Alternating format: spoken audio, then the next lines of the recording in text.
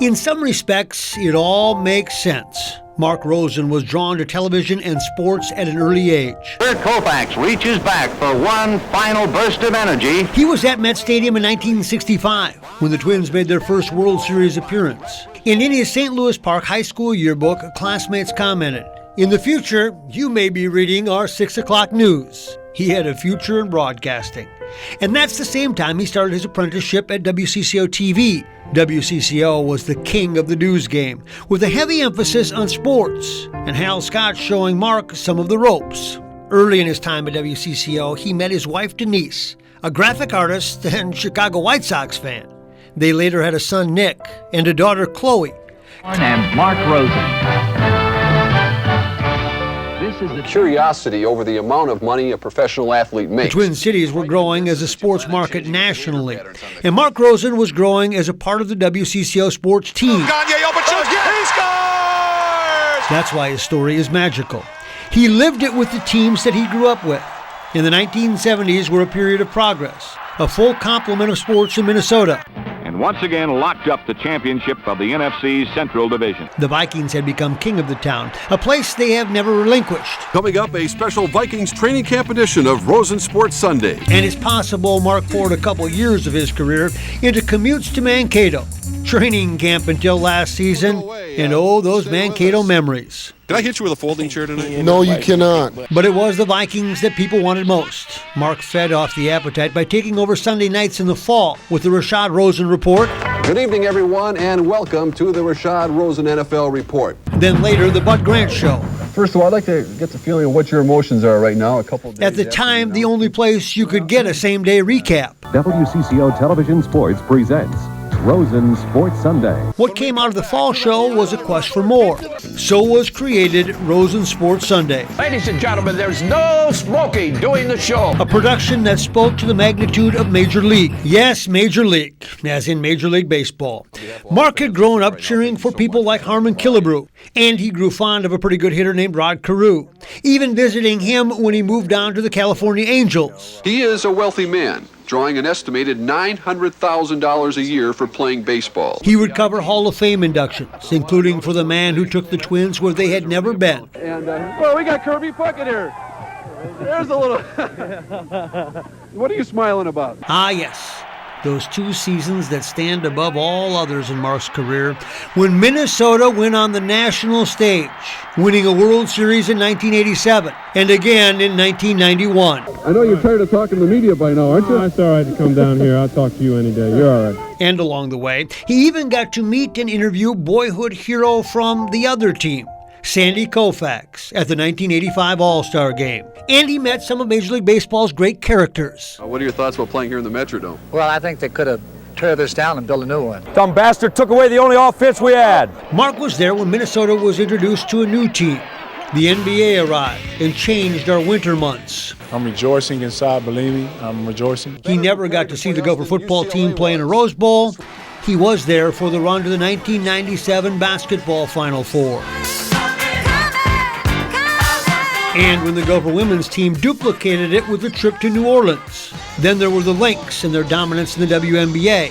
He covered the golf majors that came through here, including the Ryder Cup, and even got to fish on the WCCO TV rooftop during last year's Super Bowl week. He was also part of a WCCO staple in the 1980s, when the station took the state high school hockey tournament to a new level. Isn't it great to be young, talented, sitting on top of the world, waiting for the state high school championship?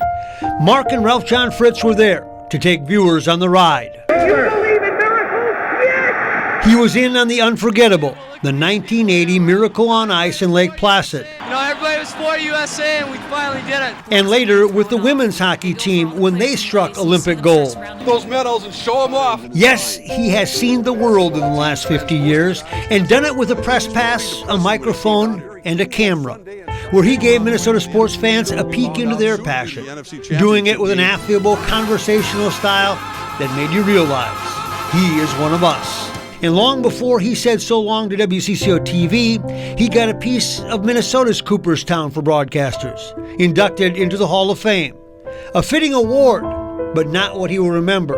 It will be the people and the events that made Mark's career so significant, for him and his faithful audience.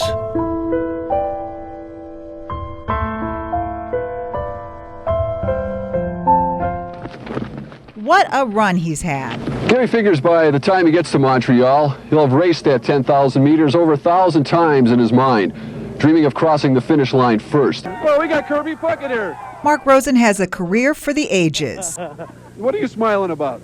I know you're tired of talking to the media by now, aren't you? It's all right to come down here. I'll talk to you any day. You're all right. And welcome to Wembley Stadium for the first National Football League game ever played on British soil. Indeed, this is one Bud Grant report we did not expect to have. We're here tonight because Bud called it quits after 27 years as head coach of the Winnipeg Bombers and the Minnesota Vikings. The guy with the best seat in the house has been in your house for nearly 50 years. And now, live from the Channel 4 studios, WCCO Television Sports presents Rosen Sports Sunday. It's time to play ball. Play ball under a new manager, Ron Gardenhire, who's here tonight. Named manager, in fact, let's see here, January 4th, the same day that Denny Green was fired. Can I hit you with a folding chair tonight? No, you cannot. I know how to reverse that real quick. No, I don't think I'm going to try. I've always thought about that anyway. What are you going to do when you grow up, by the way? I don't know. Hopefully, Mark, I never will. Lindsay, let's start with you. How does the UNLV sound to you next week in Chapel Hill, North Carolina?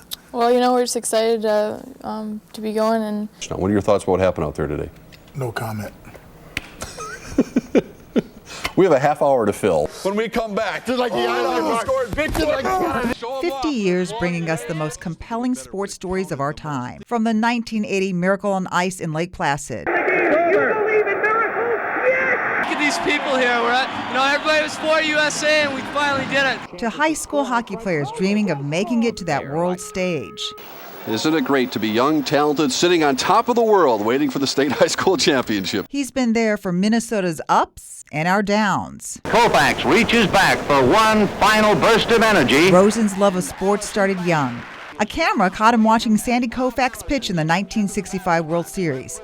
He'd later interview Koufax, one dream come true and a career full of them. Rosie's kindness and fairness have earned him the respect of the athletes he covers and the viewers at home. He's worked with broadcast legends like Dave Moore, Don Shelby, and R.J. Fritz, and along the way earned his place on the Mount Rushmore of WCCO. When I first walked into the basement newsroom at our old building on 9th and LaSalle, I was a 17-year-old high school junior at St. Louis Park High School, working part-time at a drugstore, stocking shelves, and delivering prescriptions in the neighborhood. I knew in my heart that I really wanted to come back here immediately the moment I got home that night. I was just hoping they would let me. What a journey it's been, unimaginable, not just covering the biggest sporting events and athletes, but getting immersed in our amazing community. I've witnessed the unselfish work done by countless people and volunteers for so many good causes, which brings me to all of you. I am so grateful for watching, yes, in many cases, growing up with me here at Channel 4. I never took it for granted. You can't if you want to survive in this business, and yes, please, if you see me on the street, say hello.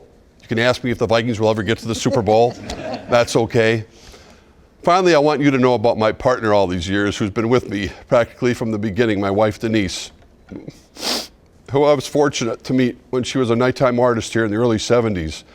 Denise carved out her own career in both advertising agencies and retail advertising, and she has never lost her curiosity, her passion for art, and the true beauty in our world.